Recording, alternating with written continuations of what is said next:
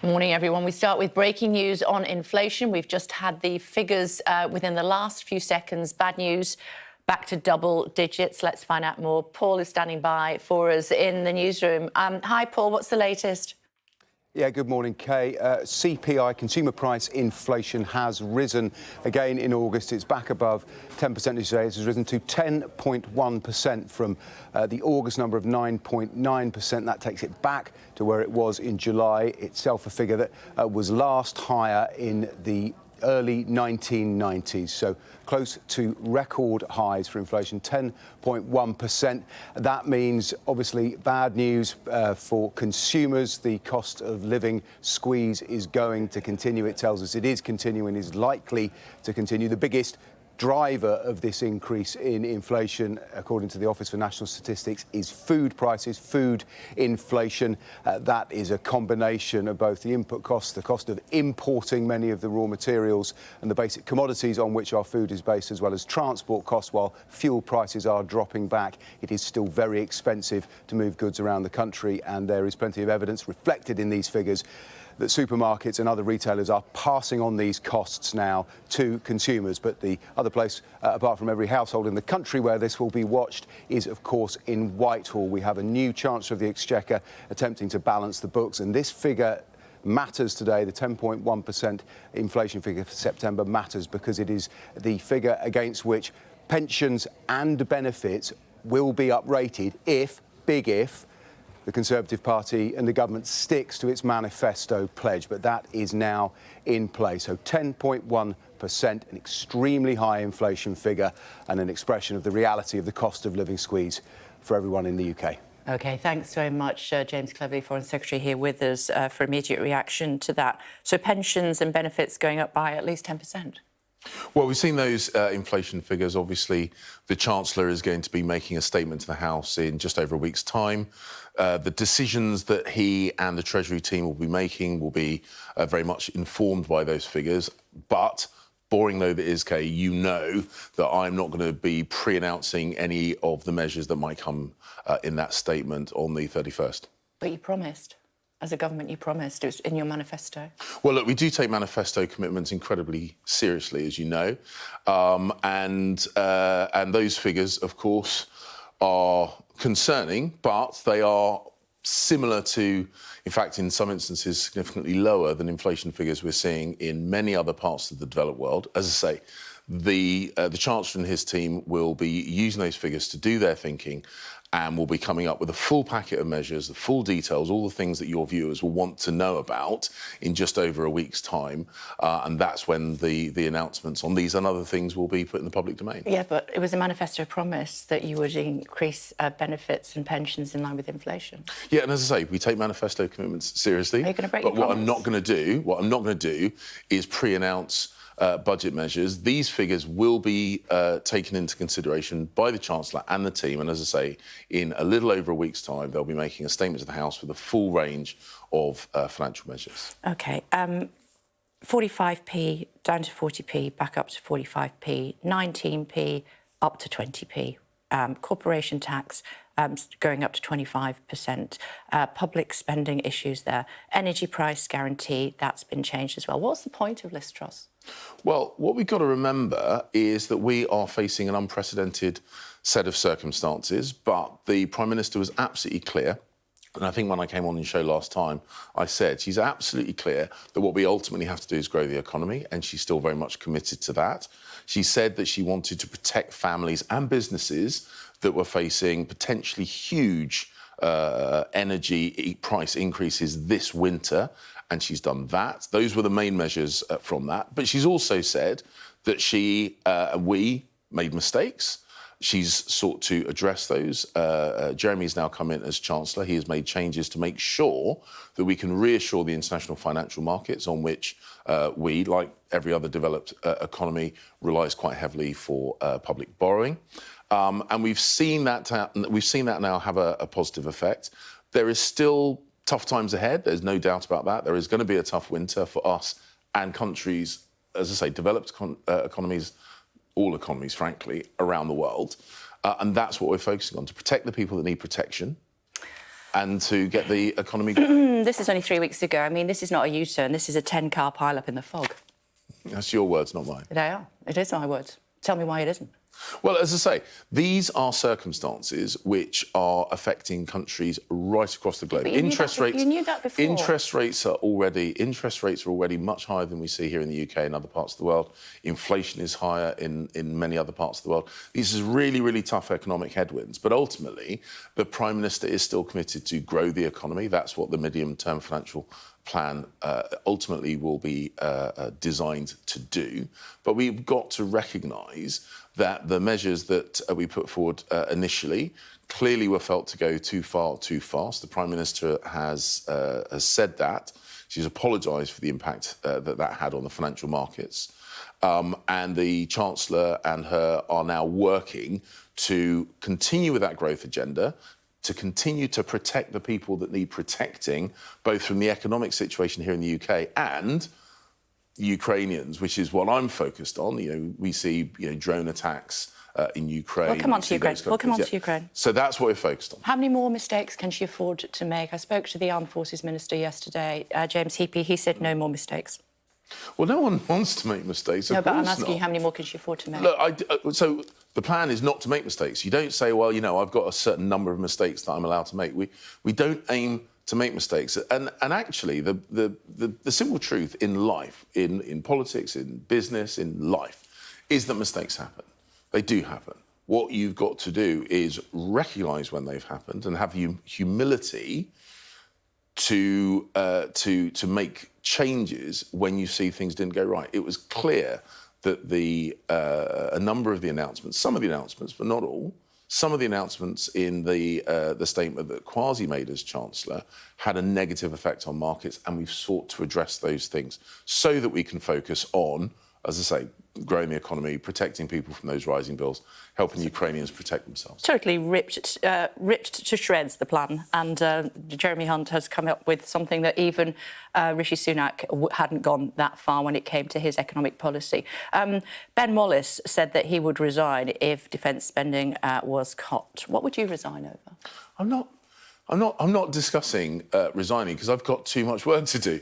So I have got to ensure that the global events are, as far as we can do, those global events are addressed. Okay. So that's why I'm very focused on helping the Ukrainians defend themselves, because Russia's attack on Ukraine has had a huge impact on global energy prices. We know. You tell me every time you come in, you talk about Ukraine, and I want to point out to you that the Prime Minister has not got the support that she needs. Because I'm the Foreign Secretary. I'm going to show you some polls. Because I'm the Foreign Secretary, it is literally my job to focus on China and Ukraine and global food prices, and global energy prices, and counter-terrorism and war around the world. That is literally my job. 55% think that she should resign. Well, look, we've gone through quite recently a situation where lots of people were saying, "Oh, Boris has got to resign. Boris has got to resign." And at the time, I said, "OK, you might not be happy, but what's your plan for what happens next?" And for those people, what's happened. For those people who defenestrated Boris, they didn't have a plan for what's happening next. They're now criticising the new Prime Minister. Many of the same people criticising the new Prime Minister. And I just say again, look. What we need at this point is we need to get focused on delivering those minimum service agreements so communities can get to work, delivering the infrastructure so that we can grow the economy, deliver calm confidence to the markets. And I don't think any of those things would be served by you wouldn't be Foreign Secretary. I mean, if this is the case, I mean, you'll be lucky to hold on to your position. More of the people who actually voted for her now say that they would vote for Rishi Sunak. Well, the point I'm making is that we have got to deliver. When people see governments deliver, numbers like this reduce. And that's what the Prime Minister said she is focused on doing, delivering the infrastructure that unlocks economic growth, delivering our ongoing support for Ukraine so that the effects which we're now feeling of inflation, energy price rises, and in many parts of the world, food insecurity, these things can be addressed. That's what I'm working on. That's what the Prime Minister will be thinking about, as well as the domestic agenda as well. Yeah, I know, but you have to have faith in your Prime Minister in order to have the respect, not only in the UK, but also around the world. I mean, she's PMQs, it's only the third one she's done. And last week she said no spending cuts at all. She laughed when it was put to her by Keir Starmer. We now know it could be 15% across the board. Well, as I say, the Chancellor is going to be setting out his plan next week, and I'm not going to speculate. You've already asked me about that. But the people who are criticising the Prime Minister, and I get why people are frustrated. We look at poll numbers. Of course, it's disconcerting if you're a member of the government. But my contention is the best way of addressing those poll numbers is to demonstrate to the British people that we are focused on their priorities, that we're delivering on their behalf. And if we do that, those numbers will head in the right direction instead of the wrong direction. What I'm not convinced by, far, far from convinced by, is that going through another leadership campaign, defenestrating another Prime Minister, will either convince the British people that we're thinking about them rather than ourselves, or convince the markets to stay calm and ensure things like those bond yields and gilt yields start coming back down. Being angry, I totally get it, but that's an emotional response. It's not a plan. And the Prime Minister's got a plan. The Chancellor's got a plan. How do we know she's got a plan? She'll be setting it out today. But it's already been ripped up by and then the Chancellor will be setting Hunt. out his plan in just over a week's time when he makes his Would he statement. make a good Prime Minister? Who? Jeremy Hunt. We've got a Prime Minister, and as I say, for all the reasons I've just discussed, I don't think it's a good idea to be focused on our internal frustrations. And I get why people are frustrated, but rather than focusing on our internal frustrations, what we should be focusing on is delivering for the British people. OK, but why should we believe this plan when the last plan was rubbish?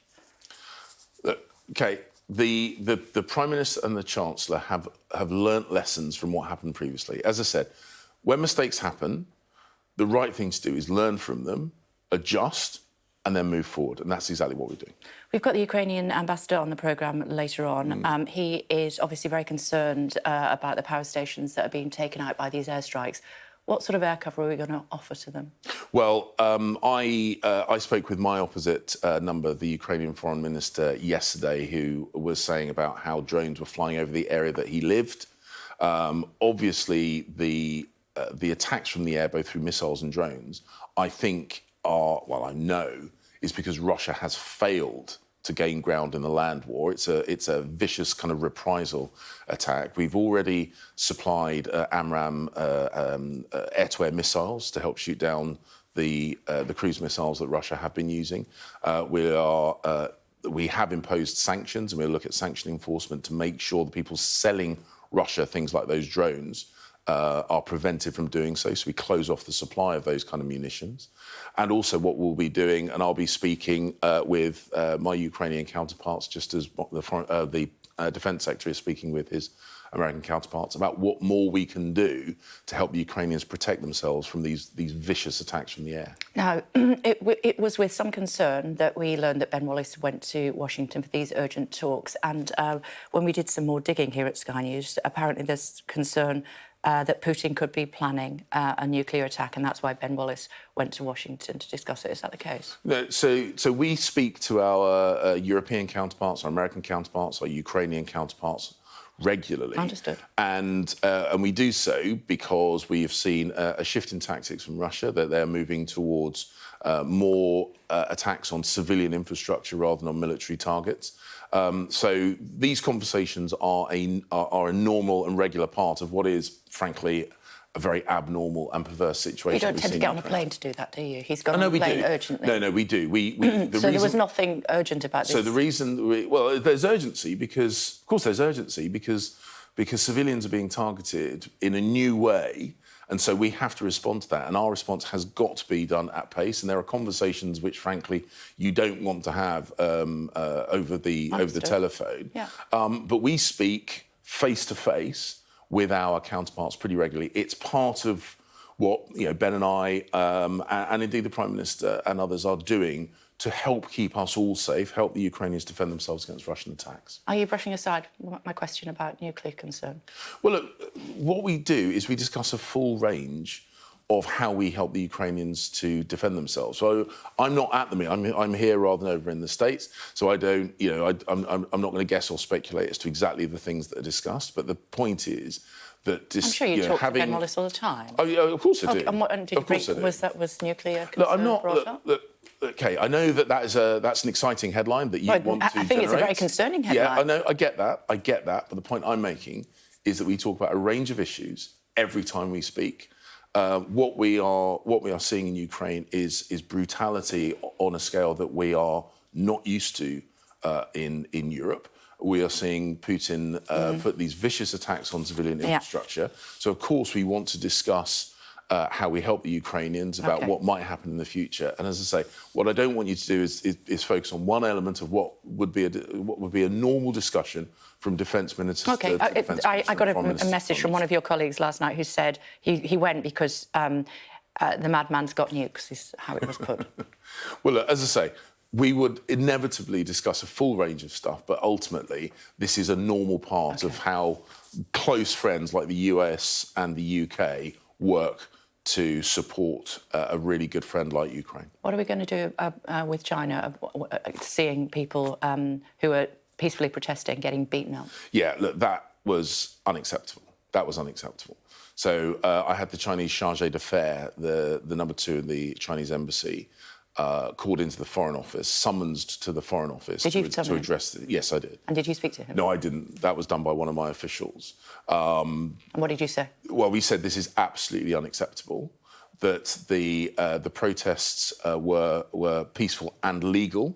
They were on British soil, and it is absolutely unacceptable for this kind of behaviour. Now, my understanding is the Greater Manchester Police will be conducting an investigation into this, and when I see the details of that investigation, I'll then decide what more we might need to do on that. So there could be more to be done? Well, as I say, I will see what the Greater Manchester... It's outrageous that... It's unacceptable. It is unacceptable. OK. I'll have to let you go. It's great to see you as always. Thank you very much indeed. It's lovely. Thank you.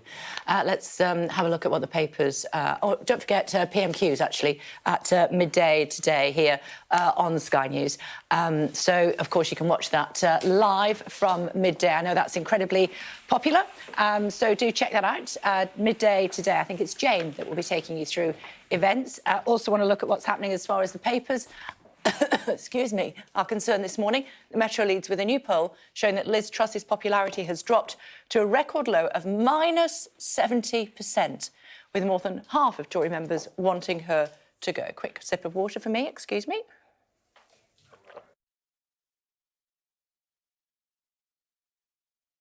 More peril to come if she drops her promise to protect the triple lock and raise state pensions in line with soaring inflation. The Telegraph says abandoning the triple lock would leave millions of pensioners out of pocket, while the Daily Express puts it in the words of the pension campaigners, don't dare go back on pension triple lock. According to The Times, the new Chancellor may also postpone the planned cap on social care costs. And The Guardian reports of cabinet unrest after Liz Truss's toxic budget cuts. Tried to get some more of that from the Foreign Secretary. He says we'll have to wait and see what the Chancellor has to say. The new inflation figures out, speaking to the monetary expert Andrew Sentance and to a grandma who's struggling to care for her 2 young grandchildren. 8 o'clock, joined by the Shadow Secretary of State for Levelling Up and Housing, that's Lisa Nandy. And as the NHS sets up war rooms to prepare for the toughest winter on record, I'll speak to GP Dr David Lloyd about the challenges ahead.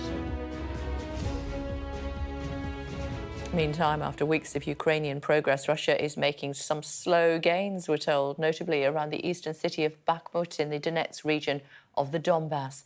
The city remains under Ukrainian control, but is undergoing heavy Russian bombardment. Our international correspondent John Sparks sent this report from the front line. In the city of Bakhmut, some days are more difficult than others. Once home to 100,000 people, it's now a major military objective. And this ambulance must deal with the consequences. Okay, there's smoke at the end of the lane, or possible fire. On the outskirts of the city, the paramedics find a woman on the ground. Her chest is bleeding, the tips of her shoes torn off. She calls out to her partner.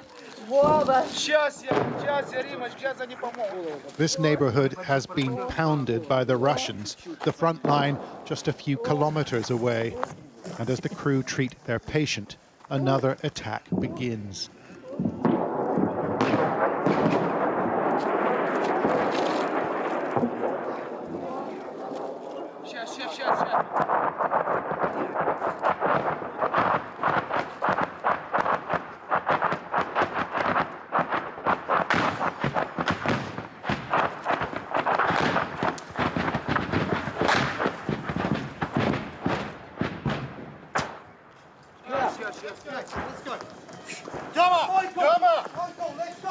We saw burning white phosphorus above us and felt the ground shake from multiple explosions.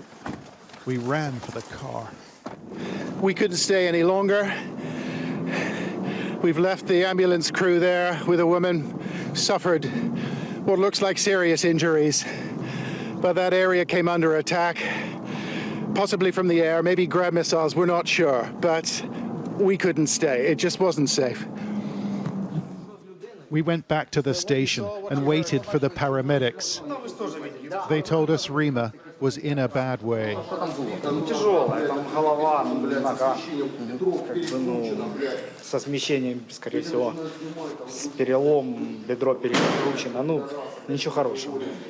When the missiles hit, you hit the ground, but you didn't run away. Так, то есть не я.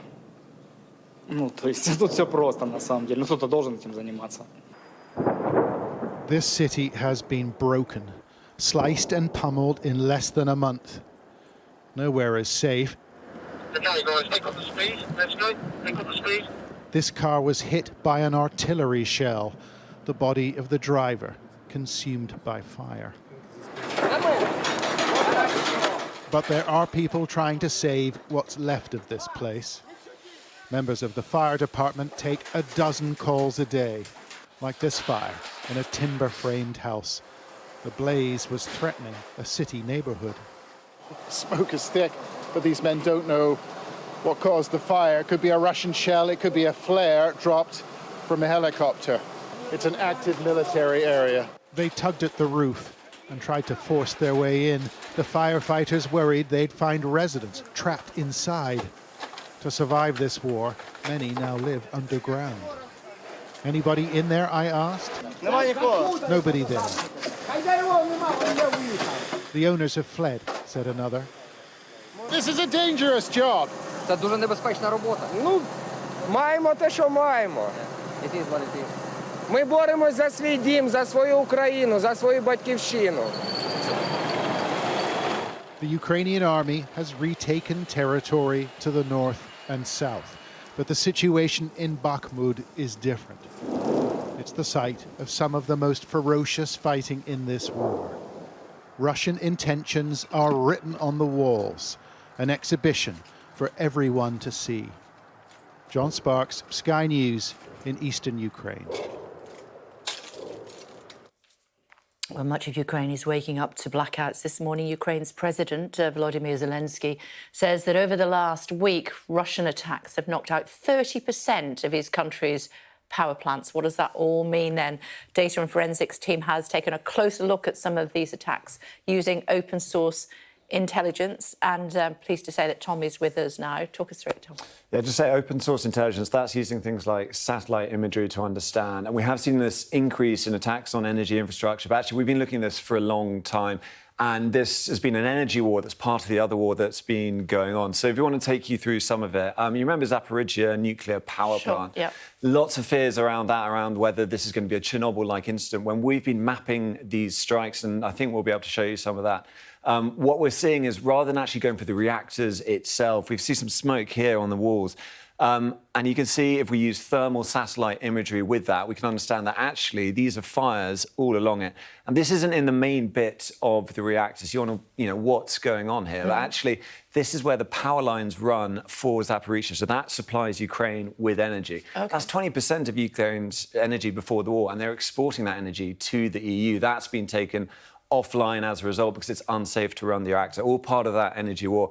And that's the nuclear power station in Zaporizhzhia. There's another nuclear power station, South Ukraine nuclear power station. We've seen that come under attack too. That's in a different part of the country, but we saw a missile strike here. That's where you can see it on the map. It's a bit further along from Zaporizhzhia. That's a strike here. This is a CCTV image we found posted on social media. You can see that, and we've geolocated that. We know very surely where that hit. We've also seen missiles.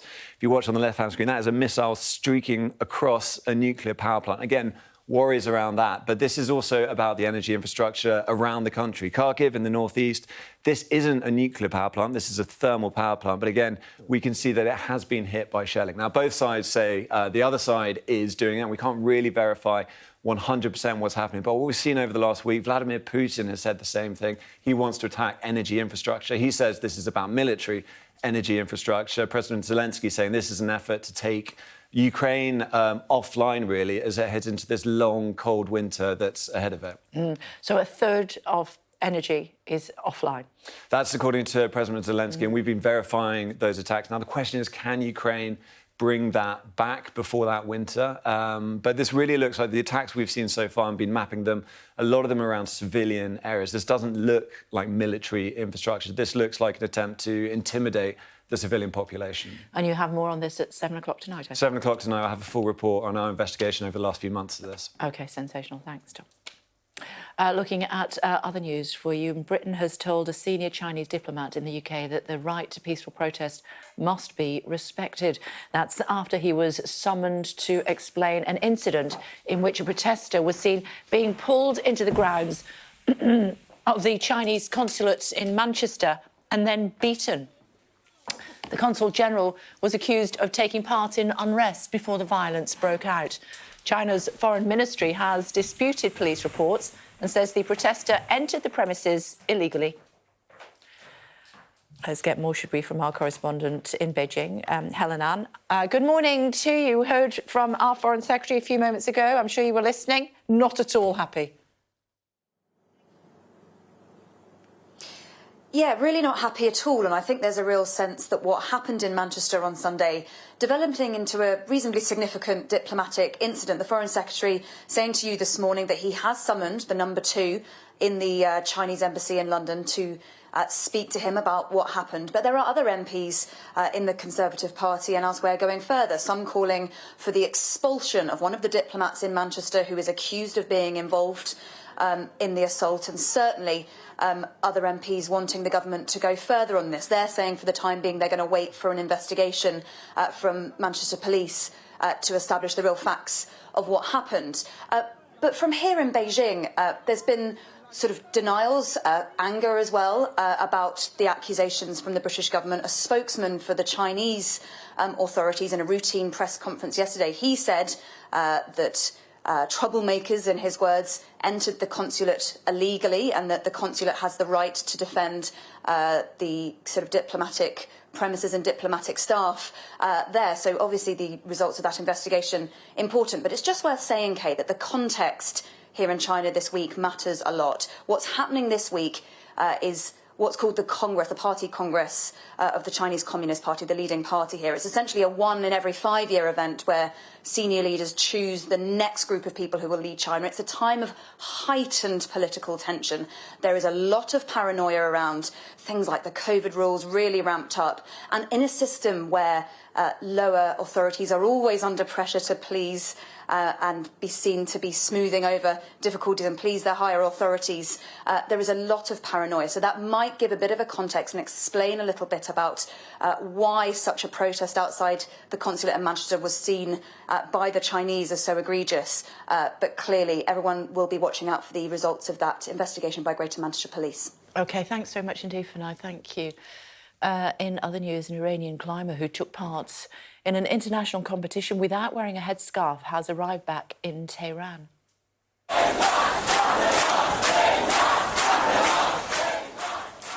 A large crowd gathered to welcome the 33-year-old Elnaz Rakabi, who left the Asia Championship in South Korea early, despite concerns that she could face arrest on her return. Earlier this morning, she told reporters that her actions were unintentional. If I want to explain, I should say that everything conforms to what I've explained on the internet. It was completely unintentional. I think my Instagram story fully explained this. Fortunately, I came back to Iran with peace of mind, although I went through a lot of tension and stress. So far, thank God, nothing has happened. And of course, this is the occasion Mr. Rakabi is referring to. It was the first time she was seen competing without wearing a headscarf, which is the usual requirement for any female athlete representing Iran. The NHS is expecting its toughest winter ever, and now health bosses have revealed their plan to help the system cope. That includes introducing brand new 24-hour so-called war rooms, which will manage demand by tracking bed availability. System control centres will help hospitals work better together by diverting ambulances to those with more capacity. New respiratory infection hubs will allow patients to receive same-day care without having to go to hospital. That's alongside the autumn COVID booster rollout, with more than 8 million people now eligible for a jab. And there are also plans to help people who've fallen in their home or a care home to prevent unnecessary trips to hospital. It's thought this could save around 55,000 ambulance trips. And as mentioned, GP Dr David Lloyd will be here to give us his thoughts on those new measures shortly after 8 o'clock this morning. In other news, nearly 35,000 people have made the journey across the Channel to get to the UK so far this year. Lifeboat volunteers say that they live in constant fear of finding tens of bodies floating in the sea on a call-out. The RNLI has released footage of a lifeboat crew rescuing 5 people from the English Channel who survived. Here's Fraser Ward. Guys, this is serious. One person not breathing. Scared, freezing, and at the very edge of life. Okay, you're going to have to stand up, okay? Without the RNLI, this small group, including a family of 4, would have struggled to survive their perilous crossing of the Channel. The Dover Lifeboat's crew of volunteers are committed to saving lives at sea. To them, there's no distinction between a fisherman, a windsurfer, or a family who've been put aboard an unsafe vessel by unscrupulous profiteers. With over 35,000 making the crossing so far this year, the strain on the RNLI is growing. Their training now includes testing new equipment designed for rescuing multiple casualties. There's a mental strain too, one compounded by what volunteers say is an increasing trend of threats, intimidation, and abuse from those who think they shouldn't be rescuing. The charity's head of lifeboats says, "We're incredibly proud of our crews who continue to respond to their pages day or night simply to help others. Each time our crews are requested to launch by the HM Coast Guard, they understand the potential human cost, so leave behind their own families and employment to go to the aid of others." This rescue was ultimately successful. All 5 of the migrants, thought to be from Afghanistan, survived, including a 14-year-old girl. And despite the threats and intimidation from those who'd rather preserve borders than lives, the crews will keep on putting themselves at risk in order to save others. Fraser Maud, Sky News. Should we have a look what the weather's doing for us this morning? Anticipation is rising, and so is the atmosphere. Are you ready? The weather, sponsored by Qatar Airways. If you're like me and you've got a cold that you can't get rid of, I'm afraid this weather is not going to help. Further spells of wind and rain spreading from the Atlantic this week, but there'll be some dry interludes as well, so looking forward to those. The weather, sponsored by Qatar Airways. Hello again, everybody. You're watching The Breakfast Show here on Sky News. Let me tell you that Liz Truss is expected to defend her premiership in the Commons later on today amid a growing Tory rebellion. Earlier this hour, I spoke to the Foreign Secretary, James Cleverly, of course, who told me defenestrating another Prime Minister will not inspire market confidence. The people who are criticising the Prime Minister, and I get why people are frustrated. You know, we look at poll numbers. Of course it's disconcerting if you're a member of the government. But my contention is the best way of addressing those poll numbers is to demonstrate to the British people that we are focused on their priorities, that we're delivering on their behalf. And if we do that, those numbers will head in the right direction instead of the wrong direction. What I'm not convinced by, far from convinced by, is that going through another leadership campaign, defenestrating another Prime Minister, will either convince the British people that we're thinking about them rather than ourselves, or convince the markets to stay calm and ensure things like those bond yields and gilt yields start coming back down. Well, at midday, the embattled MP will face MPs at Prime Minister's questions. It'll be her statement in Parliament since ousting the Chancellor, first one actually, and reversing almost all of her mini-budget. Just after that, Labour will use its Opposition Day debate to bring forward a binding motion in the House of Commons that would ban fracking, a policy of the Truss government that's unpopular, even with some of her own MPs. Then at 5 o'clock, the influential Tory backbench 1922 committee will meet. Tamara, standing by for us this morning. Hi, Tamara, in Downing Street again, where we've been for most of the week. What did you make of what James Cleverly had to say? Morning, Kay. Well, James Cleverly there making the case for the defence, saying to MPs, if you get rid of Liz Truss, you might actually make things worse. But Conservatives know that as Liz Truss heads into what's only her third ever Prime Minister's questions, it could be a humiliating one, which further saps her authority. Just a week ago, she was sitting there in the Commons with a different Chancellor, a totally different economic plan, and she laughed absolutely not when asked if public spending cuts were on the cards. Now she's junked that whole plan, junked her Chancellor as well, and conceded to MPs last night that painful spending decisions will have to be taken. Adding to her grim poll ratings with the public, we even heard yesterday that Conservative Party members, the people who put her here in number 10, now have buyer's remorse and wish that they had picked Rishi Sunak instead. A majority of them now think the Prime Minister should resign. The general consensus among Conservatives I've spoken to is that getting a new Chancellor and changing her plan has bought her a bit of time, at least until the end of the month. And Liz Truss's allies feel that those trying to oust her don't have a particular plan or a particular candidate in mind to replace her.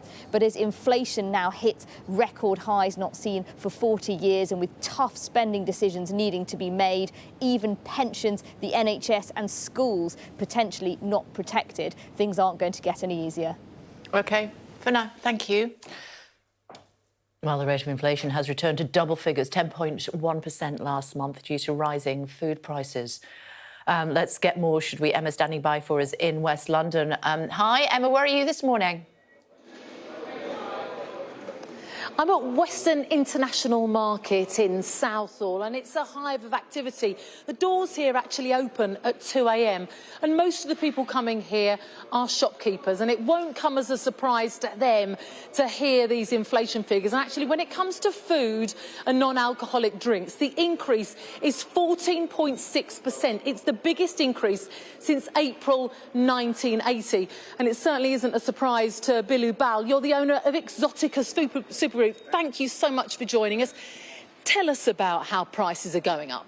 For example, okra used to be about 14 to 15 pounds. Today's price is 21 pounds. Papaya used to be 15 to 16 pounds. Today we are selling for 30 pounds. Same with the tomatoes. It's double of the price. Today's price is 10 pounds. It used to be 5 to 6 pounds. So all the exchange rate, that's why everything is double of the prices. So, I mean, and what are shopkeepers coming to you saying? People still offering us the old prices. When we ask for 10 pounds, they're offering 8 pounds, 7 pounds. Okra, they're still offering us 15 pounds. We are asking for 21 pounds. So all the rates are more than double. But you can't do that, I guess. They're asking for that, but you can't do it. But we can't sell it for less. We can't put money from pocket. So we have to sell it for profit. And what do you see the future holding? People can't afford to buy food.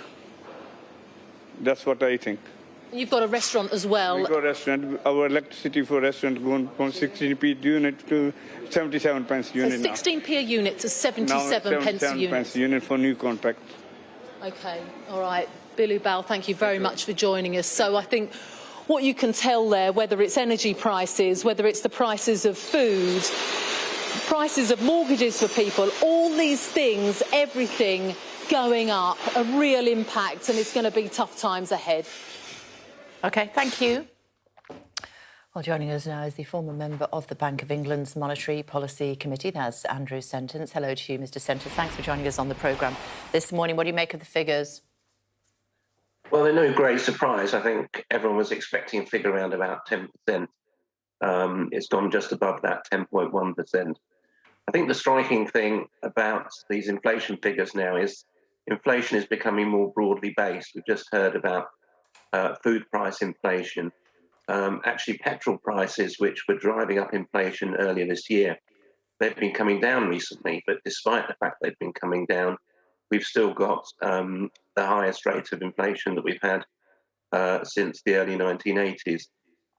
So it does show that the inflation problem is in danger of becoming more deeply ingrained in the economy. What's it down to, do you think? You say petrol prices are coming down. We've just heard there what's happening as far as food is concerned.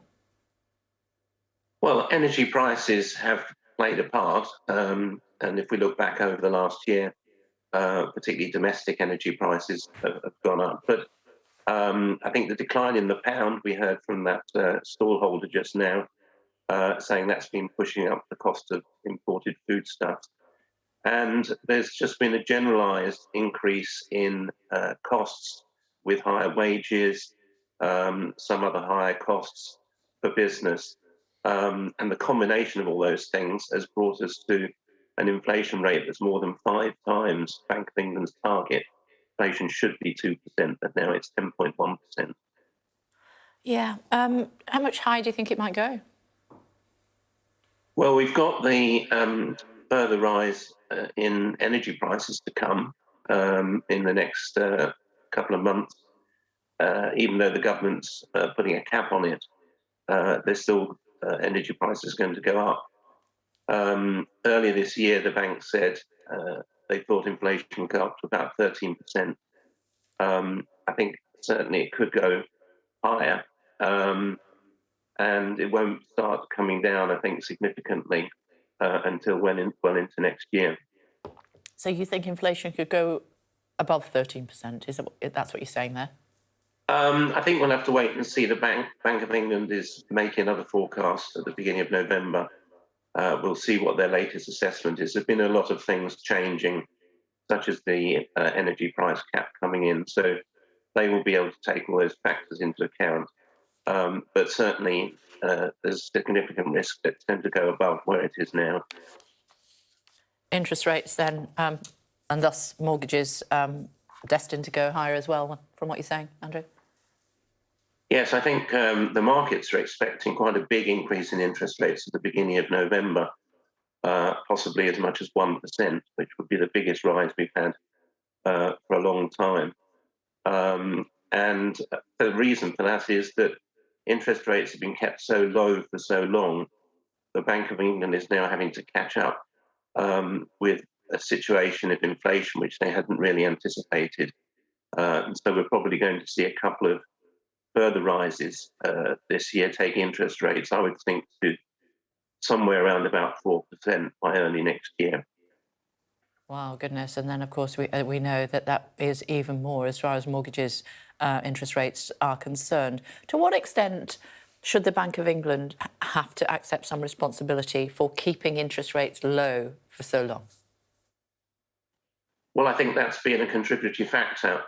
As we came out of the pandemic, the bank was quite slow in making any increase in interest rates, and they kept their program of quantitative easing, pumping money into the economy, going throughout last year, and they only raised interest rates for the first time in December last year.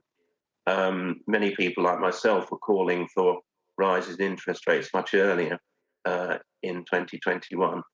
If they had done that, they might have helped the situation. It wouldn't have prevented the whole of the spike in inflation that we've seen, but it might have taken the edge off it and limited the rate of inflation that we're now seeing. Have you known a relationship between the Treasury and the Bank of England as bad as this one? Well, I'm not sure the relationship between the Treasury and the Bank of England is bad. I think at a working level, there's a lot of cooperation. I think what has made life very difficult was the mini budget, which has now been virtually scrapped. And we've now got a Chancellor, I think, who is in a position to work with the Bank of England and pull in the same direction. The problem we had after the mini budget was, while the Bank of England was trying to take money out of the economy and curb inflation, the government had a budget which put an awful lot of money back into the economy. And so the Treasury and the Bank of England were pulling in opposite directions. That's no longer the case under Jeremy Hunt as Chancellor. Yeah. Let's see what happens next. And of course, his next fiscal announcement on the 31st of October. Thanks very much indeed. Thank you. Always. Thanks a lot. Let's now talk to Wendy, who's been raising her 2 grandchildren amid the rising cost of living. Hi, Wendy. It's good to talk to you. You've had to give up work, haven't you, to look after your 2 grandchildren. Tell me how you're coping. Well, I'm retired now, but yes, I did. 14 years ago, I was told if I wanted to be a kinship carer, then I would have to give up work. OK, and talk to me about the challenges that caused for you. Well, straight away you're down to a single income because my husband was alive then. And yeah, it was hard, but we got on with it. But now, of course, with the rising inflation, things are becoming more difficult. Yeah. How old are the children now? The eldest is 15, he'll be 16 at Christmas, and the youngest is 11 in January. Oh, lovely. So there's, I mean, they're one of them's a teenager, the other one's just dealing with all those hormones and emotions. How are they coping with the challenges that you're all facing as a result of the cost of living? It probably hasn't impacted on them yet. There are small treats which we normally had for granted, you know. I have to say, well, perhaps not, like literally going out and buying ice cream when you're on an outing for the day. I have to bear in mind that one ice cream from an ice cream van is probably equivalent to 6 from the local supermarket. Yeah, yeah, and those are the calculations that you have to make for them. What would it mean to you if the government didn't honour its pledge to keep pensions increasing with the rate of inflation? In other words, if your pension didn't go up 10% next year, what difference would that make to you?